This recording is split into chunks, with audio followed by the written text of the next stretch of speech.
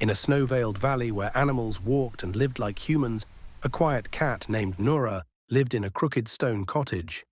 Wrapped in ivy and cold drafts, her paws were often empty and her pantry bare. She stitched old clothes by candlelight and gathered herbs to trade for scraps.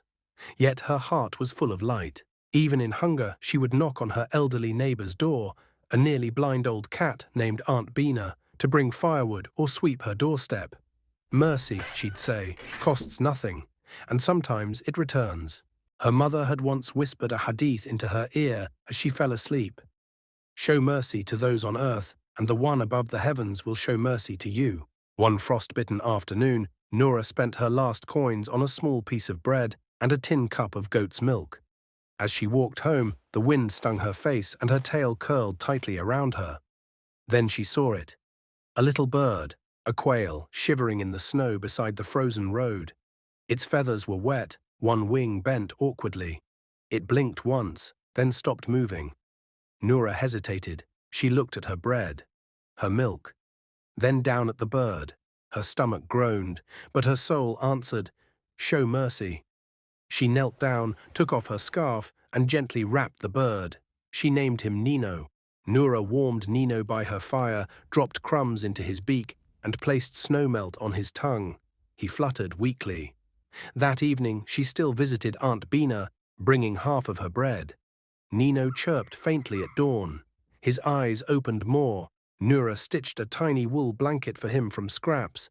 She gave away her last herb to a sick squirrel passing by. Nino stood, just for a moment. He flapped once. That evening, he surprised Nora by collecting small twigs from the window ledge and gently setting them near her hearth. To keep your fire strong. Nino sang softly, and the music drifted from the windows to the village paths. One morning, Nora found her doorstep swept clean. A jar of honey rested on the step, from the baker's wife.